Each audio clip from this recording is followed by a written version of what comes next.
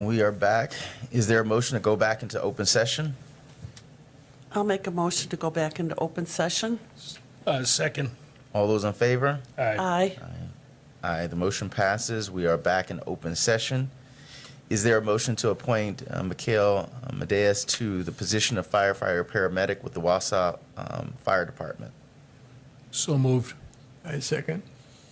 All those in favor? Aye. Aye. The motion passes. Congratulations, Mikhail.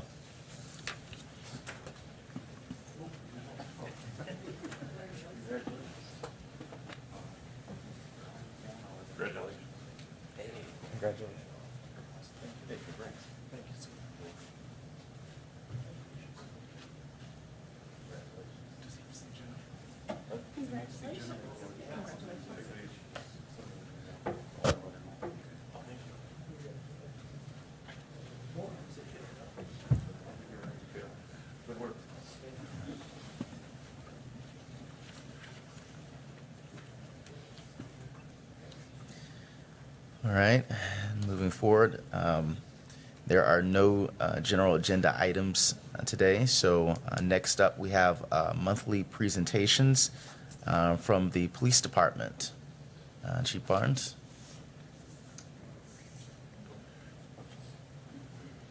Good morning. Good morning. We'll have two things on our agenda today for you. One is I just want to talk to you about two new police officer positions that were approved through the city council and how we're going to be moving forward.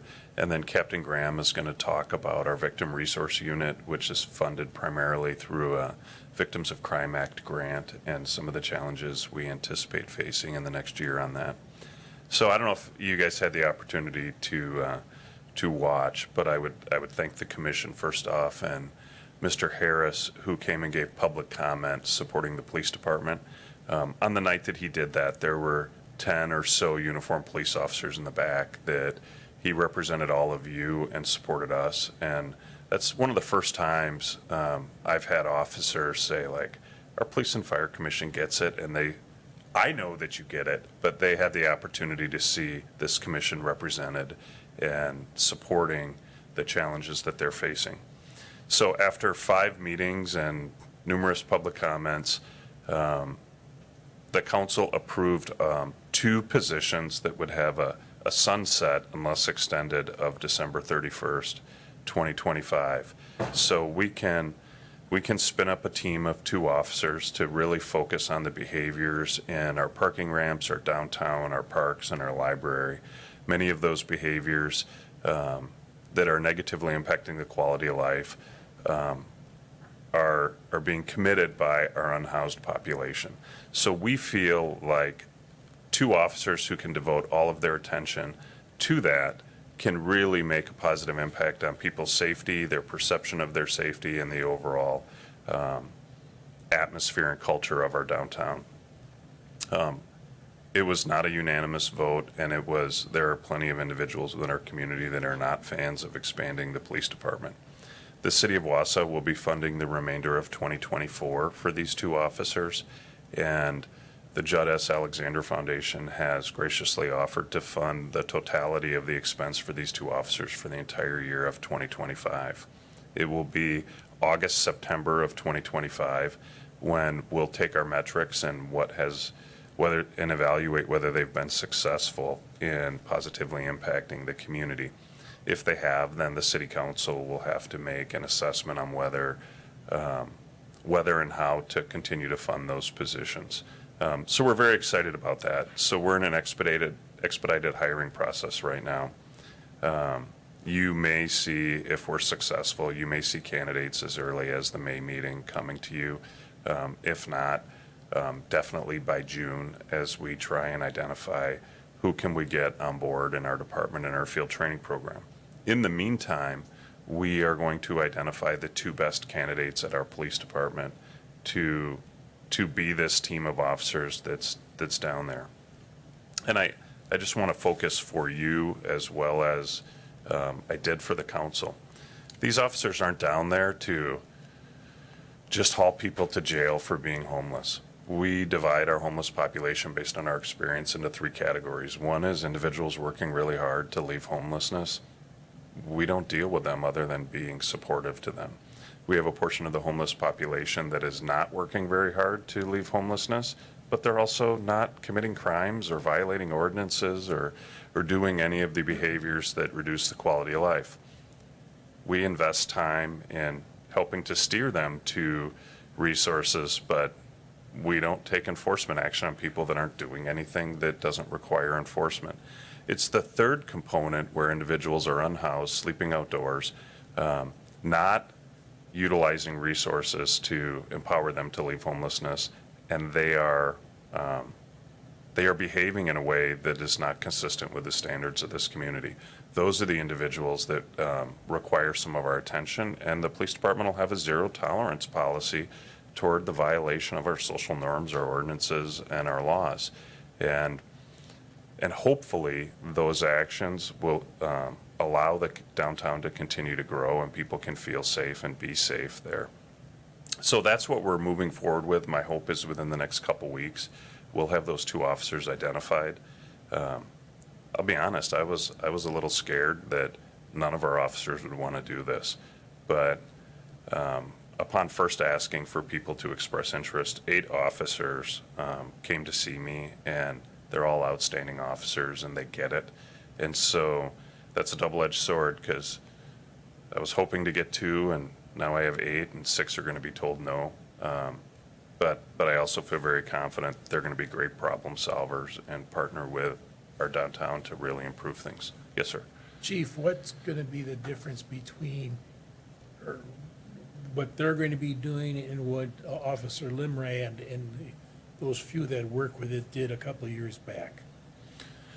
Sure. Well, Officer Lemerand and Tracy Rieger were doing something that was very similar, which is they are the outreach individual. Their primary focus was getting people housed and getting them to resources and identifying rehabilitation. So these officers will be doing some of that.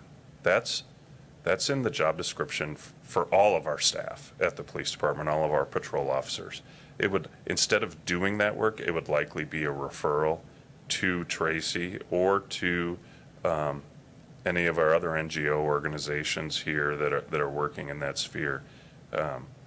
Officer Lemerand's primary focus wasn't enforcement of our laws and ordinances. And if I were to present to you the job description for these officers, it's patrol officer. Except the difference is they're not going to be call driven, meaning someone doesn't call 911 and these officers get dispatched to a domestic, to a car crash, to a whatever. These individuals get to take all of their time. And so an example might be, I talked to a group of those that were interested, and I said, listen, if you start work at 8 o'clock in the morning and at 8:15 you're dealing with someone, and by the end of your day you spent all of your time with them and got them soft handoff to resource providers because they want to avail themselves of resources, that's a successful day. If you spent your day at the library and ensured that all of the behaviors that are really impacting the library, and you're creating an environment where those behaviors no longer exist, and you spent the whole day at the library, that's a successful day. And part of the philosophy that has helped generate this team is, I use the example, if you live in Riverview and you work at the hospital, you got to go over the Bridge Street Bridge. If every day for a week there's a cop sitting in the parking lot there with their squad pointed at you, running radar and pulling people over for speeding coming down the bridge, the next couple weeks you hit the brakes before you hit the top of the bridge, and it impacts people's behavior. That's human nature. There's a hangover period that wears off. So if by having these officers be able to focus intensely on different issues impacting our downtown, my hope is it impacts behavior in the same fashion.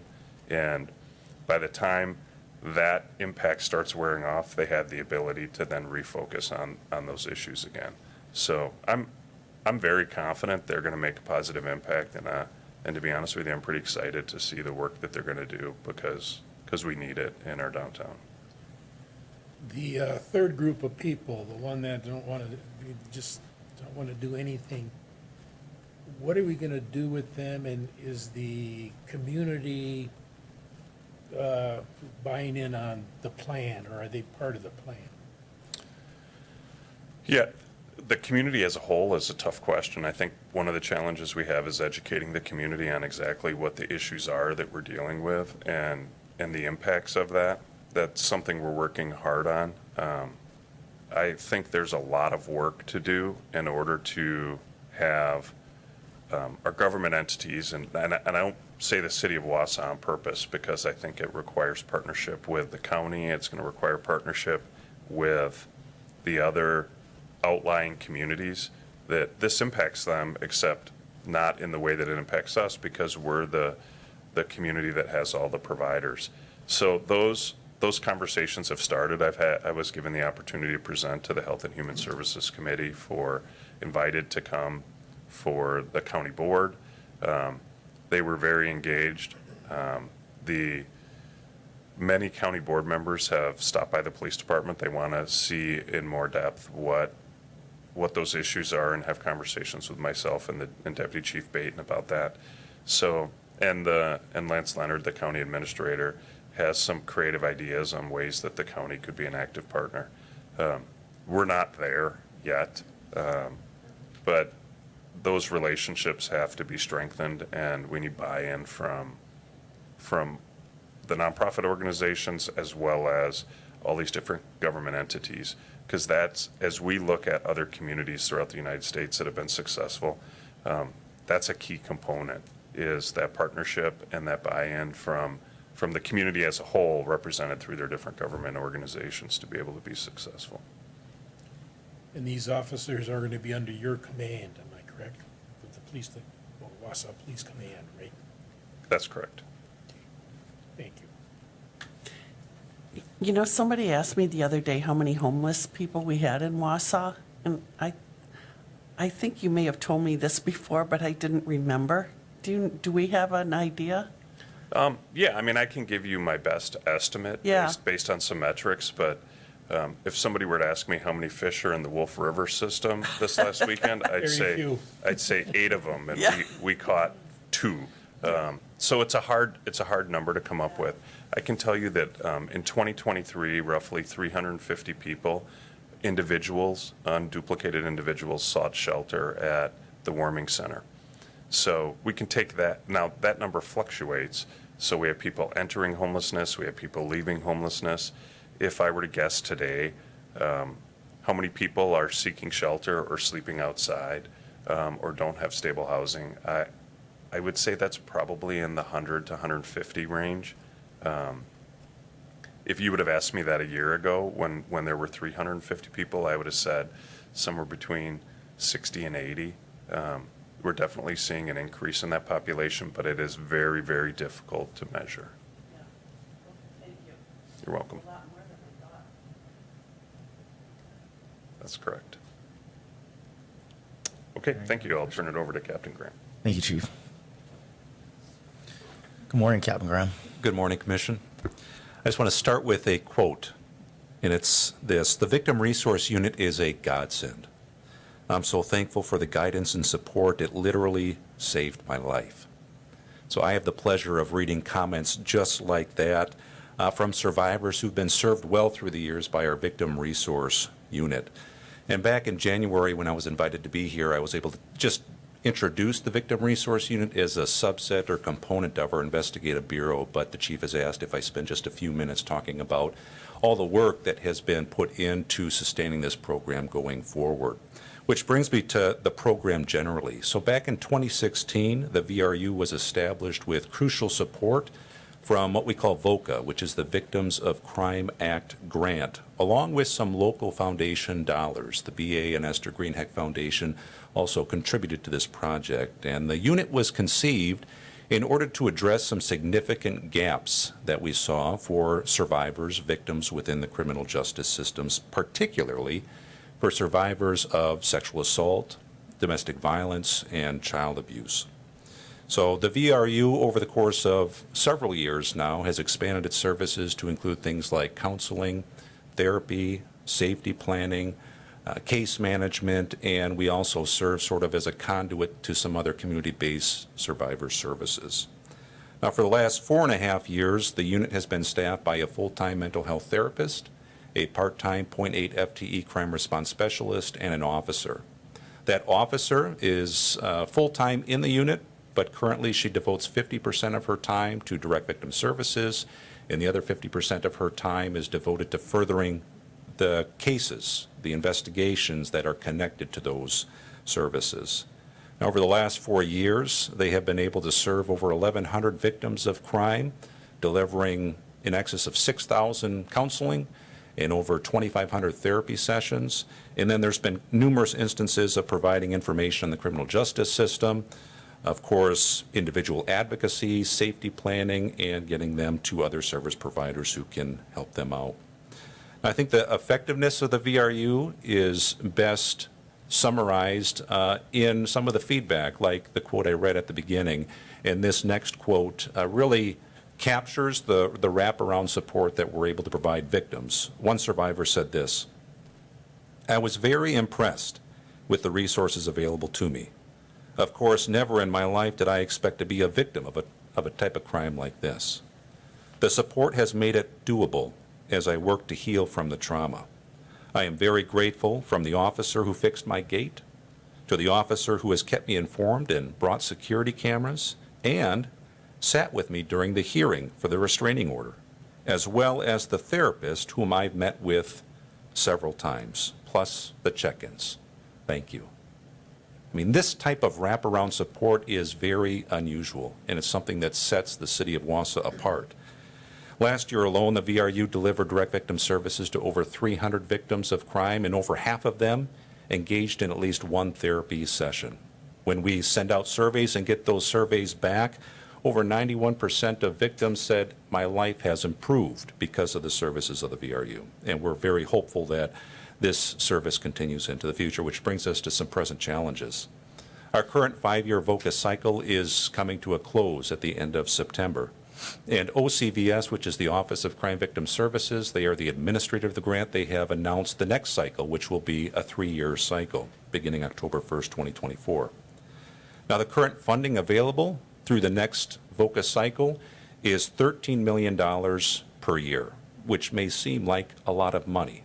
However, this amount is about $31 million less than what is currently afforded to subrecipients here in the state of Wisconsin. So that's at least a 50% decrease in available funding. Now, this reduction means that all agencies that submit applications are capped at $250,000 per year. For context, for the last 4.5 years, what would be a total of 5 years, we received $300,000 per year. So a decrease of $50,000 poses its own challenges, but the bigger challenge is that there are currently 136 subrecipients of VOCA funding here in the state of Wisconsin. 72 of those receive in excess of $250,000 per year, totaling about $35 million just for those agencies. Now remember, we only have $13 million to go around this grant season. So the implications are really twofold. First of all, the application process is going to be really competitive. Second, best case scenario, we're still going to experience a $50,000 decrease in our budget. So next steps, where does that leave us today? We have put together our application, and that will go before the Finance Committee tomorrow night. As a condition of us being able to submit an application, we, of course, need the city's approval that, yes, they're going to support both in word, also in finance to that particular project.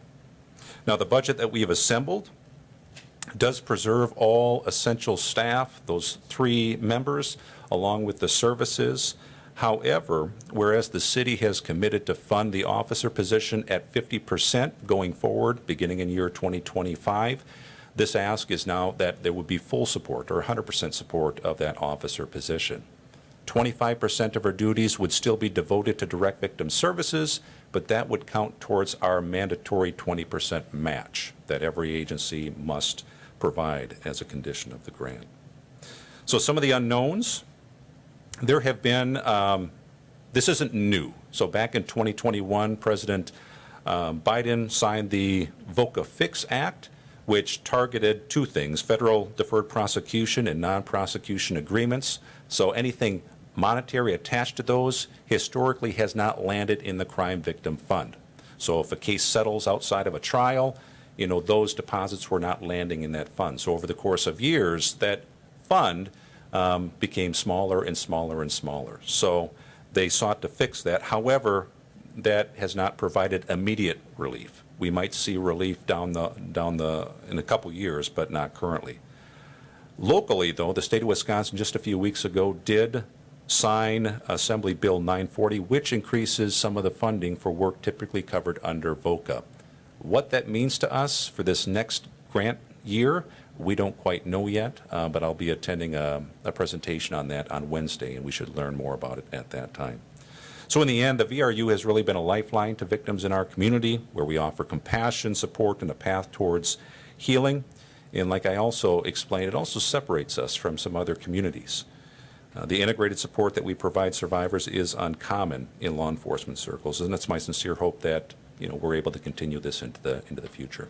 So, do you have any questions about the VRU? Yes. The BRU, the victims, do you solicit them, or do they come forward? How's that work when you have these They victims? come to us in a couple different ways.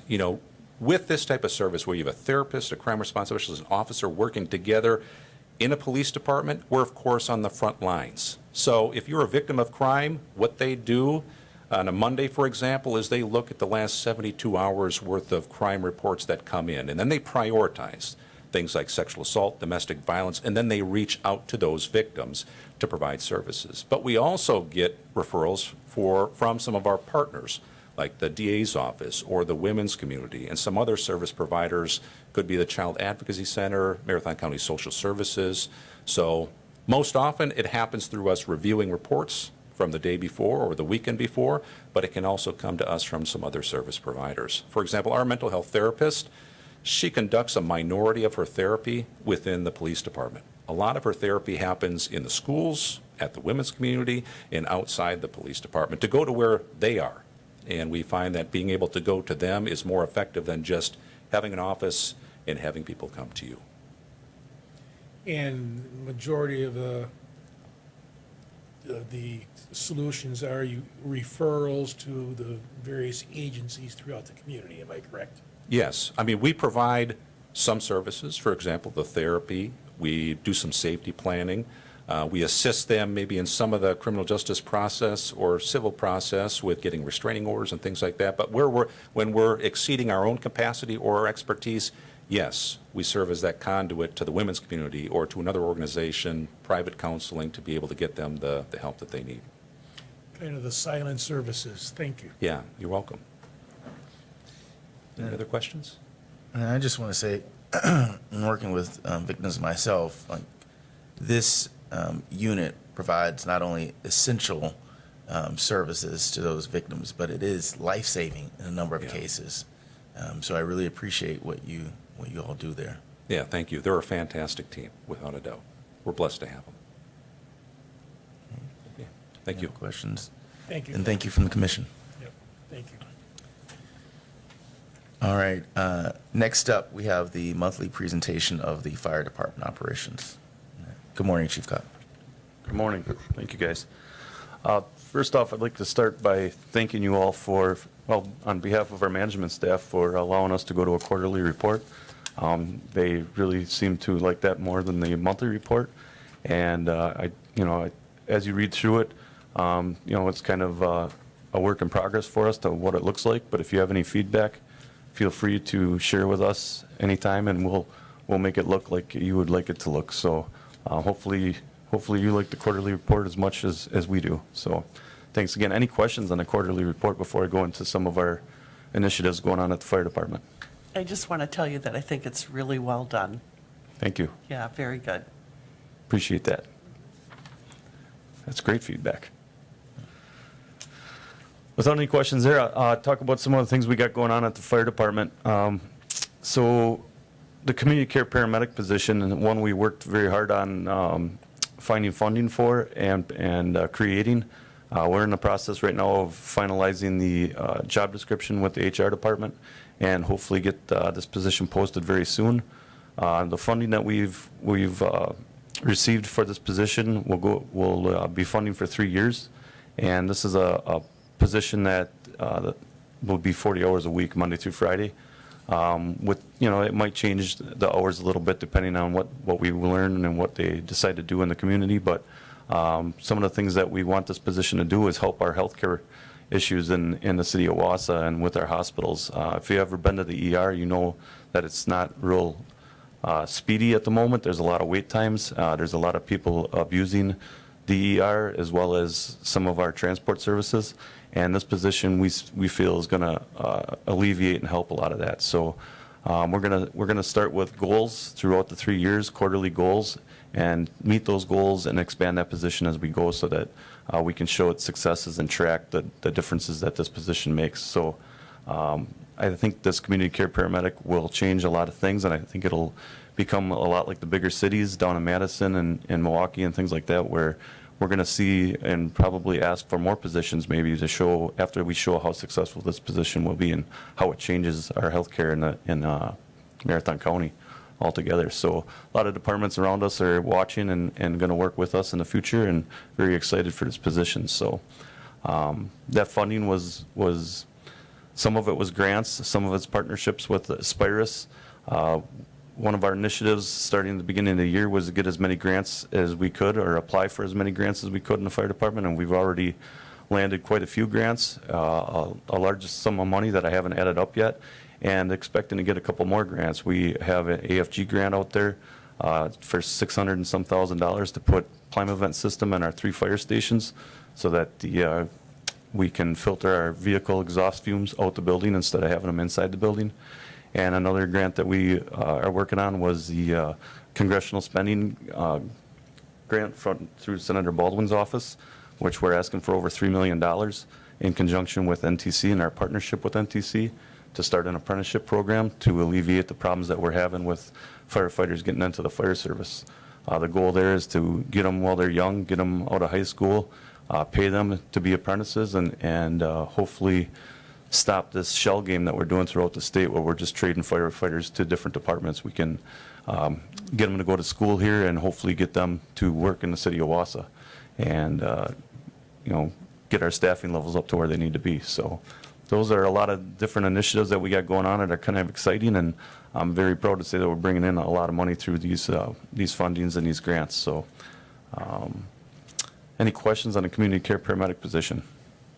Is that an internal position? Will that be an internal position or external as far as? My plan is to post it for both and see what we get. We do have people that used to work here that don't anymore, that are interested in that position because it's not shift work and because it's up there. It's part of their interest in how they can help their community and get back into the fire service in a different way. And we also have a few people internally that are excited to apply for it. So looking forward to seeing how many people actually apply and want to do it. So Next question, as far as all these grants, do you handle them, or the deputy chief handle most of them? And how do you know what's out there and what isn't, and what's available, et cetera? I mean, that's full-time. Who's doing that? great question. The whole management team has been tasked, and a lot of us have been successful in a few. Our division chief, both our division chiefs have already landed one grant this year. The deputy chief has helped me write a few. We've been relying a lot on the tech and their grant writing team with our partnership that we've formed with the tech this year, which is stronger than ever. So relying on other people, relying on ourselves, it's spreading the workload out. So it's been a learning process for a lot of us, but we've got a lot of people to lean on and a lot of tools at our disposal to use and learn and to be successful in the whole process. So, Good. Did you ever think that's what you're going to turn into, rather than Okay, saving right. people from fires? Well, whatever we can do to leave the place better than we found it, right? Yes. So, Thank you, Jeremy. you bet. Any other questions on community care paramedic? It'd be exciting to get that moving. So, another one that I'll speak to that we share, a position that's been filled through the fire department and the police department. What is her title, Noel's title? Admin, clerical admin. So Noelle's been hired, and she's going to be doing 3 days a week at the police department and 2 days a week at the fire department to help with our clerical issues that we have on both sides. So we're thankful for that position also. So kind of an exciting time. Right now, she's doing her training over at the PD, and next week she'll start training over at the fire department. So that's one of the other new initiatives, and I'm trying to think if there was anything else. Community care paramedics still running process to hire more firefighters. We're going to be starting an academy May 20th with 3 new firefighters. That'll be done with their paramedic, and we'll start our academy, and we'll be a month later start working on the ambulance and the fire trucks. So we're looking forward to that, and looking forward to filling the last 3 positions that we still have to fill. So that's my updates for the fire department. Any other questions? Nope. All right. Our gratitude from the commission. Thank you. Thank you, guys. All right. The next meeting will be scheduled for Tuesday, May 28th at 7:30. That will be a Tuesday, so that will be in the Public Safety Building at the Police Department. Is there any further discussion for this meeting? Next month, I do believe we also have to do the election. Oh, yes. And then next month, we'll also have the election of officers for the Police and Fire Commission. All right. If there isn't any further discussion, I'll entertain a motion to adjourn this meeting. I'll make a motion to adjourn. Is there a second? Second. All those in favor? Aye. Aye. Motion passes. We're adjourned. Thank you so much.